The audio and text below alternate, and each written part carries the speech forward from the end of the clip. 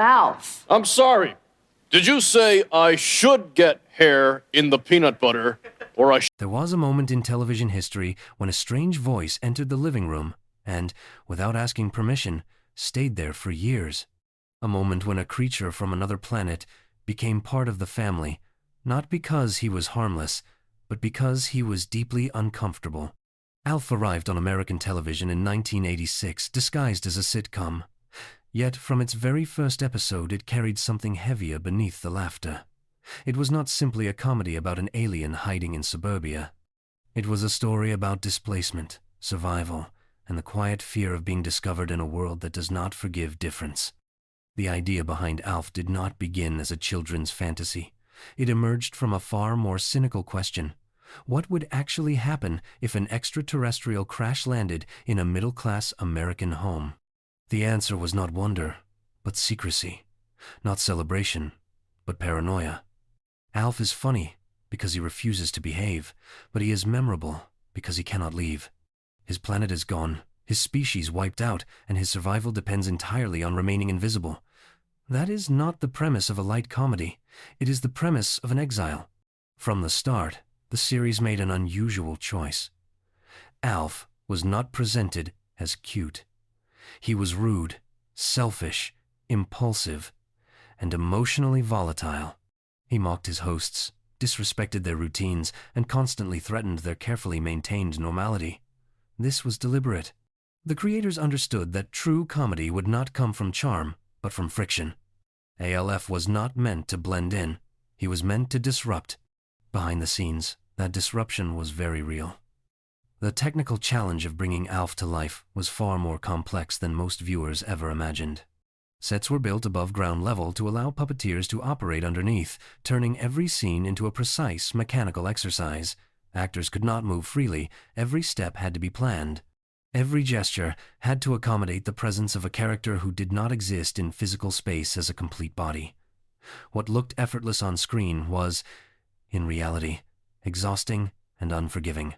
This technical strain contributed to a tension on set that slowly seeped into the performances. Max Wright, who played Willie Tanner, struggled deeply with the process. His frustration was not a secret. Over time, that frustration shaped his character. Willie becomes increasingly weary, increasingly irritable, increasingly trapped. The line between actor and role blurs, and the series gains an unintended layer of authenticity. Willie Tanner looks tired because he is tired. Alf, by contrast, appears free. He jokes constantly. He breaks rules. He says what no one else dares to say. Yet that freedom is an illusion. Alf lives under constant threat of capture. The government is never far away, never fully visible, but always present. This invisible authority transforms the sitcom into something closer to a suspense narrative. Alf is not hiding from neighbors. He is hiding from a system that would dissect him without hesitation. That fear is never played for cheap laughs. It is woven quietly into the fabric of the show. Every knock on the door carries tension. Every unexpected visitor is a potential disaster. The family does not merely host Alf. They protect him at the cost of their own peace. Their home becomes a safe house. Their life becomes a performance. One of the most overlooked aspects of Alf is its relationship with loss. Melmac, Alf's home planet, is described with absurdity and humor, yet its destruction is absolute. Alf is not visiting Earth. He is stranded. His jokes about Melmac are not nostalgic indulgences. They are coping mechanisms. Humor becomes his only way to speak about something too painful to face directly. This is where Alf quietly breaks with sitcom tradition. Problems are not resolved. Trauma is not healed. The reset button does not exist. Each episode may end, but the central conflict remains. Alf is still trapped. The family is still lying. The danger is still real. This ongoing tension creates a continuity of emotional stakes rarely seen in comedies of the era. The character of Kate Tanner provides a crucial emotional anchor. She is the first to see Alf not as a burden, but as a being in need of protection. Her empathy introduces a moral dimension that balances Alf's chaos. Kate understands that sheltering Alf is not convenient, not safe, and not fair. Yet she chooses to do it anyway. That choice defines the ethical core of the series. Alf also refuses to idealize childhood. His interactions with the Tanner children are honest, sometimes irresponsible, often inappropriate by sitcom standards. He does not guide them, he exposes them. Through Alf, the children see hypocrisy, fear, and compromise. This refusal to sanitize the relationship gives the show an unusual depth. Alf does not teach lessons. He reveals contradictions. Culturally, Alf arrived at a turning point. The optimism of earlier decades had faded. The Cold War still loomed. Trust in institutions was fragile. Alf embodies that uncertainty. He does not believe in authorities. He does not expect rescue. He survives through wit, adaptability, and mistrust. In that sense, Alf is less a fantasy creature and more a reflection of the era's anxiety. The voice of Alf, performed by Paul Fusco, is central to this identity. Fusco did not merely operate a puppet, he controlled the soul of the character. His delivery, timing, and emotional modulation gave Alf a consistency that made him feel alive. Alf does not sound like a joke machine. He sounds like someone thinking faster than he should, speaking to avoid silence. That silence is important. When Alf stops talking, the show becomes something else. Moments without jokes reveal a loneliness the series rarely names but constantly implies. Alf talks because talking keeps despair at bay. He fills space because emptiness reminds him of what he lost. The popularity of Alf led to aggressive merchandising that gradually distorted public perception of the character. Toys, cartoons, and promotional appearances reduced him to a harmless mascot. Yet the original series resists that simplification. Beneath the fur and punchlines is a character shaped by extinction, fear, and exile. Alf endures because he is not a symbol of comfort. He is a reminder that belonging is fragile. That home can vanish overnight. That survival often means hiding who you are. The laughter he generates does not erase those truths. It coexists with them. And in that uneasy balance between comedy and quiet dread, Alf becomes something rare. A sitcom that entertains while carrying the weight of loss. A family show built around a secret that can never be shared. A story about an alien who, in trying to survive among humans, exposes something deeply human in all of us. As the series settles into its rhythm, Alf begins to reveal a second, more unsettling identity. He is not just a guest hiding in a suburban home. He is a mirror held up to the people around him. Through his outsider perspective, everyday human behavior becomes strange, illogical, and often cruel. Alf questions rituals others take for granted, exposing how fragile and performative normal life can be.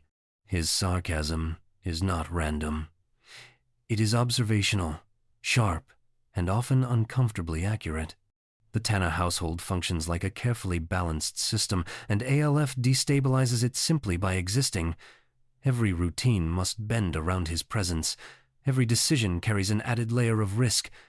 This constant adjustment creates a quiet tension that never fully disappears. The family laughs, argues, eats dinner together, but beneath it all lies the knowledge that one mistake could destroy everything. That tension gives the series its emotional gravity, even when the surface remains comedic. The threat of discovery is one of the show's most effective narrative tools. Government agents are rarely seen, but they are always implied. This absence is intentional. The danger is more powerful when it remains undefined. Alf does not fear a specific villain. He fears a system. A faceless authority that would not hesitate to classify him, study him, and erase his individuality. In this sense, Alf lives as a permanent fugitive, even while sitting on the couch. This fear shapes his personality. ALF is impulsive because he does not trust the future. He hoards experiences, jokes, food, attention. He behaves like someone who knows everything can vanish without warning. His selfishness is not moral failure, it is survival instinct. The series never excuses his behavior, but it explains it, allowing the audience to recognize the psychology beneath the humor. One of the show's most subversive choices is its refusal to present Alf as morally superior. He is not wiser than humans. He is not more compassionate. He is simply different. That difference does not automatically make him better. Sometimes it makes him worse. ALF lies, manipulates, and endangers others. The show allows him to be flawed without punishment or transformation. He does not learn neat lessons. He adapts. This refusal to reform ALF into a polite companion is what gives the series its edge. Many sitcoms of the era relied on growth arcs that reassured the audience. Alf rejects that comfort. He remains unpredictable. The family must adapt to him, not the other way around. That inversion quietly challenges the idea that outsiders must assimilate to deserve safety. The humor of Alf is deeply rooted in language. His references are often inappropriate, outdated, or absurdly specific. He speaks like someone carrying fragments of a culture no one else understands. Melmatian expressions, jokes about customs that no longer exist, and casual references to extinction slip into the dialogue without explanation. The audience laughs, but the implications linger. Alf is the last speaker of a lost world. These linguistic quirks are not decorative. They function as reminders of cultural erasure. ALF's planet is gone, but its memory survives through speech. Each joke is a fossil. Each reference is an act of preservation. In that way, Alf becomes an archive, carrying a civilization inside himself while trying to pass unnoticed in another. The show also plays with the idea of time in subtle ways. For Alf, the past is immediate and vivid. For the humans, it is irrelevant. This temporal disconnect creates misunderstandings that drive both humor and conflict. Alf mourns openly. Humans move on. That difference highlights a fundamental tension between memory and progress. The series suggests that forgetting may be easier, but remembering is more honest. Kate Tanner's role grows increasingly important here. She understands that protecting Alf means accepting disruption. Her compassion is not sentimental. It is practical and costly. She chooses to live with uncertainty rather than deny someone's right to exist. That choice is never framed as heroic. It is framed as necessary. Kate does not save Alf. She shelters him. And shelter is a quieter, more demanding form of care. Willie, meanwhile, embodies the cost of that care. His anxiety, frustration, and exhaustion are not exaggerated for laughs. They accumulate. Willie represents the human desire for order in a world that refuses to be orderly. His clashes with ALF are not simply comedic oppositions. They are philosophical. Willie believes in rules because rules create safety. Alf breaks rules because rules failed him completely. Their relationship becomes a study in incompatible worldviews forced into coexistence. Neither is entirely wrong. Neither is fully right. The series allows that tension to exist without resolution. That honesty gives ALF an emotional complexity rare for its genre. The children in the household respond differently. They adapt more easily, not because they understand the danger, but because they have not yet fully invested in social masks. For them, Alf is strange but sincere. He does not pretend to be normal. That authenticity resonates. The show quietly suggests that children recognize truth more readily than adults, not because they are wiser, but because they have less to lose. Behind the camera, this emotional density was never accidental. Paul Fusco's control over Alf's voice and movement ensured consistency of character even as writers and directors changed. Alf's reactions feel organic because they are rooted in a single perspective. He does not respond like a sitcom device. He responds like someone processing trauma in real time. As the series progresses, moments of stillness become more noticeable. Scenes where Alf watches television alone. Pauses after jokes that linger slightly too long. Silences that interrupt the rhythm. These moments allow the audience to feel what Alf avoids expressing. Loneliness, uncertainty, fear of disappearance. The show trusts viewers to sense these emotions without naming them. ALF's appetite, often played for humor, also carries symbolic weight. He consumes relentlessly. Food becomes comfort, distraction, grounding. Eating is proof of presence. As long as he can eat, he exists. This physicality anchors him in a world where his identity is otherwise unstable. The suburban setting amplifies all of this. The Tanner home is not exotic or dramatic. It is ordinary. That ordinariness makes Alf's situation more unsettling. There is no grand quest, no epic journey. Just day-to-day survival in a place designed for conformity. The show understands that exile does not require distance. It can occur inside familiar walls. By this stage, Alf is no longer simply a character. He is a condition, a disruption that reveals how fragile the idea of normal life truly is. The laughter continues, but it carries weight. The jokes land, but they echo. And slowly, almost imperceptibly, the series shifts from being about an alien hiding among humans to being about humans exposed by an alien. Alf does not arrive to be loved. He arrives to unsettle, to question, to survive. And in doing so, he forces everyone around him to confront a truth they would rather avoid.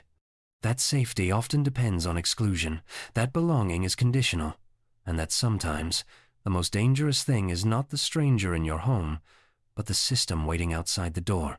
As the series moves deeper into its run, Alf begins to confront something more unsettling than capture or exposure, the possibility of erasure. Not physical destruction, but something quieter and more insidious. The fear that, even if he survives, he may slowly become irrelevant, reduced to background noise, tolerated rather than understood. This anxiety seeps into his behavior in subtle ways. His jokes become sharper, his provocations more frequent, as if he senses that silence is a form of disappearance. Alf's constant need to be heard is not vanity, it is existential. On Melmac, he belonged to a world where his voice mattered simply because it existed. On Earth, his presence must be justified daily. Every laugh he provokes is proof that he is still visible. Every reaction confirms that he has not yet faded into the furniture of someone else's life. In that sense, Alf performs himself relentlessly, not for attention, but for survival. The series begins to suggest that exile does not end with finding shelter. It continues in the form of negotiation. Alf must constantly renegotiate his right to exist within the Tanner household.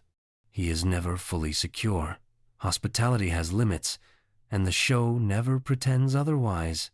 The family's patience stretches and contracts, shaped by fear, exhaustion, and affection that is always conditional. This conditional belonging gives Alf a restless quality. He rarely sits still emotionally, even when physically stationary. His mind is always racing ahead, anticipating danger, rejection, or abandonment. That restlessness defines his rhythm. He interrupts conversations, derails plans, refuses to respect boundaries. Not because he enjoys chaos, but because stillness feels unsafe. For someone who lost everything overnight, stability feels temporary by definition. The writing increasingly leans into this psychological tension. Episodes often begin with humor but end on notes of unresolved discomfort. ALF's schemes fail. His desires are deferred. His victories are small and fleeting. The show resists giving him moments of true peace. When they do appear, they are brief, fragile, and easily broken. The audience is invited to enjoy the laughter while sensing that it rests on unstable ground. The government threat, though rarely visualized, becomes almost mythic in its significance. It represents more than authority. It represents categorization. Alf does not fear harm as much as he fears definition. Being labeled, classified, explained. To be studied is to be stripped of mystery, reduced to data. The series understands that loss of mystery is a kind of death. Alf survives precisely because he remains undefined. This fear aligns ALF with a long tradition of cinematic outsiders. Like the wandering anti-heroes of 70s cinema, he exists in opposition to systems that demand clarity and obedience. Yet unlike those figures, ALF is trapped in domesticity. His rebellion is confined to a couch, a kitchen, a family dinner table. That contrast makes his struggle more poignant. There is no open road, there is only endurance. As the seasons progress, the family dynamic subtly shifts. The Tanners no longer react to Alf as a temporary disruption. He becomes woven into their emotional fabric. And yet, that integration never erases the danger. Familiarity does not produce safety. It produces attachment. And attachment, in this world, is a liability. The more they care, the more they have to lose. The series allows this contradiction to exist without commentary. Love does not solve the problem. It deepens it. Protecting ALF becomes harder precisely because he matters. This is one of the show's most mature insights. Affection does not eliminate risk. It amplifies it. The family's fear is not of losing comfort, but of losing someone who has become irreplaceable. Alf himself senses this shift. He begins to test boundaries more aggressively, pushing the family to confront how much they are willing to sacrifice. These moments are often framed as misbehavior, but beneath them lies a desperate question. How far does your care go? What happens when protecting me costs you something real? The series never answers explicitly. It allows the discomfort to linger. The tonal balance becomes more precarious here. Comedy and anxiety coexist in the same scenes. A joke lands, followed by a pause that feels slightly too long. A laugh fades into silence. These transitions are not accidents. They are reminders that humor is a surface, not a foundation. Underneath, the series is quietly asking whether comfort built on secrecy can last. ALF's references to Melmac become less frequent, but more pointed. When he mentions his planet, it is no longer purely nostalgic, it is mournful. He speaks of customs no one understands, of losses no one shares. The humor remains, but it carries weight. These moments remind the audience that Alf is not adapting in the way sitcom logic demands. He is enduring. And endurance is not growth, it is resistance. The visual language of the show reinforces this sense of entrapment. Alf is almost always framed indoors. Windows are barriers, not invitations. The outside world exists as threat, not possibility. Unlike traditional alien narratives, there is no desire to explore Earth. There is only the desire to remain hidden within it. The alien does not seek adventure, he seeks invisibility. This inversion gives Alf a uniquely melancholic tone. He is not curious about humanity. He is cautious. He does not dream of integration. He dreams of survival without compromise. That distinction sets the series apart from more optimistic science fiction of the era. Alf does not imagine a better future. He manages the present. The show also begins to explore ALF's capacity for guilt. His actions sometimes endanger the family, and he becomes aware of that cost. Yet guilt does not reform him.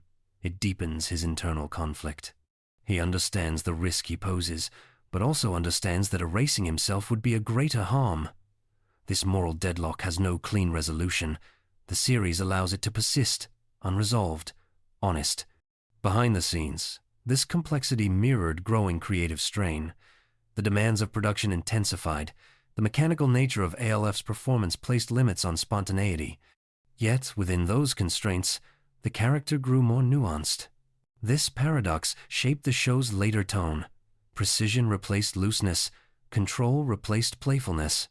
The result was a series that felt tighter, but heavier. Alf's voice remains the anchor. Paul Fusco infuses each line with an emotional undercurrent that transcends the script. Even throwaway jokes carry subtext.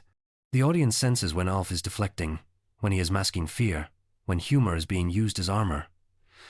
This consistency of voice sustains the illusion of a living presence rather than a constructed character. As the series approaches its more dramatic moments, it becomes clear that Alf is not on a journey toward resolution, he is on a trajectory toward confrontation. Not with the government, not with the neighbors, but with the limits of concealment. The longer he stays, the more visible he becomes. The show understands that secrecy is not sustainable indefinitely. It only delays the inevitable. Yet Alf does not prepare for escape. He prepares for loss. His behavior suggests someone who knows that endings are unavoidable and chooses to live loudly while time remains. That urgency gives his humor an edge that grows sharper as the series progresses.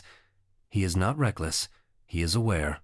In this stage of the narrative, Alf stops being simply an alien in a sitcom. He becomes a figure of quiet defiance, someone who refuses to disappear politely, someone who insists on being present, even when presence is dangerous. The laughter continues, but it is tinged with something heavier now, a recognition that the story being told is not about fitting in, but about what it costs to exist without a place to belong. And in that recognition, the series reveals its true emotional core. Alf is not waiting to be accepted. He is waiting to see how long acceptance can survive fear. He does not ask for safety, he tests it. And in doing so, he exposes the fragile foundations upon which comfort is built. As the story reaches its final emotional register, Alf confronts the truth he has been avoiding since the moment he arrived on Earth. Survival is not the same as belonging. He has learned how to hide, how to adapt, how to negotiate space within the Tanner household, but none of it changes the fundamental reality. He is still temporary, still conditional, still one discovery away from erasure. The series does not rush toward this realization.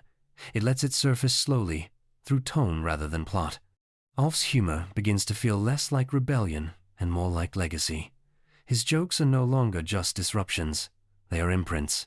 He fills the house with noise, stories, irritation, laughter, as if marking territory that may not remain his for long. There is an unspoken urgency in the way he occupies space. He wants to be remembered, not as an object that passed through, but as a presence that mattered. The family senses this shift even if they cannot articulate it. Their protectiveness grows quieter, heavier. The fear of exposure no longer feels hypothetical. It feels imminent. Every compromise they have made now carries emotional weight. Loving Alf no longer feels like a moral choice. It feels like a risk that has already altered who they are. The show understands that long-term secrecy changes people. It bends priorities. It reshapes identity. What makes Alf's situation uniquely painful is that escape is never a real option. There is no ship coming back, no hidden community of survivors waiting to reclaim him. Earth is not a stopover. It is the end of the road. The series never offers a fantasy of return because it knows that return would undermine everything it has been saying. Alf's story is not about going home. It is about living after home is gone. This final stretch strips away the illusion that wit can solve everything. Alf remains funny, sharp, irreverent, but the humor no longer promises safety. It becomes something else, a form of resistance, a way to assert agency in a life defined by constraints. He cannot control the world outside, but he can control how loudly he exists within it. The looming authority that has haunted the series finally takes shape, not as spectacle, but as inevitability. The government does not represent evil. It represents order without empathy. The show understands that the most frightening systems are not cruel, but efficient. They do not hate ALF. They have no opinion of him at all. And that indifference is what makes them unstoppable. When that reality arrives, the tone does not shift to melodrama. There are no grand speeches, no last-minute rescues that restore balance. The moment is handled with restraint, almost resignation. The danger that has always existed simply steps into the light. The show refuses to pretend that courage guarantees survival. It refuses to reward loyalty with protection. It chooses honesty over comfort. Alf's response is telling. He does not panic. He does not beg. He reacts with the same blend of sarcasm and clarity that has defined him all along. His fear is present, but it is not chaotic. It is focused. He understands what is happening even as others struggle to process it. In that understanding, Alf becomes something rare for a sitcom character. He becomes dignified. The tragedy of ALF is not that he is taken, it is that his removal feels logical within the world the show has built. The system behaves exactly as it was always meant to. The family's love, while real, is not enough to override institutional momentum. The series does not frame this as betrayal. It frames it as limitation. There are forces that personal goodness cannot stop. This refusal to soften the outcome is what gives Alf its lasting emotional power. The show does not retreat into fantasy at the moment when fantasy would be most tempting. It acknowledges that some stories end without justice, without closure, without consolation, and in doing so, it treats its audience with respect. Alf's final position within the narrative is deeply unsettling. He becomes both victim and truth, a being whose existence exposes the boundaries of tolerance. The family wanted to believe that kindness could be enough. The world proves otherwise. That lesson is not spoken. It is felt. In retrospect, the ending recontextualizes everything that came before it. The jokes are no longer just jokes. They are echoes. The disruptions are no longer just mischief. They are assertions of life against erasure. Alf's presence becomes retroactively poignant. He was never safe. He was always borrowed time. The legacy of Alf lies precisely here, not in merchandise, not in catchphrases, not in nostalgia filtered through softness. It lies in the uncomfortable truth that the series dared to articulate beneath a laugh track. That belonging can be revoked. That protection can fail. That being welcome does not guarantee being defended when it matters most. For viewers returning to Alf years later, the experience changes. What once felt mischievous now feels fragile. What once felt comforting now feels conditional. The series reveals itself as something far more daring than it was ever credited for being. A story about an outsider who never stops being an outsider, no matter how familiar he becomes. Alf does not win. He does not lose in a conventional sense either. He endures until endurance is no longer allowed. And that distinction matters. The show does not punish him for his differences. It simply shows the cost of them in a world that prefers order to compassion. The final impression is not despair, but clarity. Alf was never meant to be a fantasy of acceptance. He was a test of how much difference a system can tolerate before it reacts. The answer, delivered without embellishment, is sobering. And yet, Alf matters because he existed fully while he could. He spoke, disrupted, laughed, annoyed, loved, and refused to disappear quietly. In a medium that often demands likability over truth, ALF chose truth wrapped in humor. That choice is why he remains unforgettable. In the end, Alf leaves behind something more durable than safety. He leaves memory. He leaves impact. He leaves the uncomfortable awareness that comfort is fragile and belonging is negotiated, not guaranteed. The alien did not come to be saved. He came to show what survival really looks like when the world never fully makes room for you. And that is why Alf endures, not as a relic of the 80s, but as a reminder that laughter can coexist with loss, that comedy can carry grief, and that sometimes the most human stories are told by those who are never allowed to stay.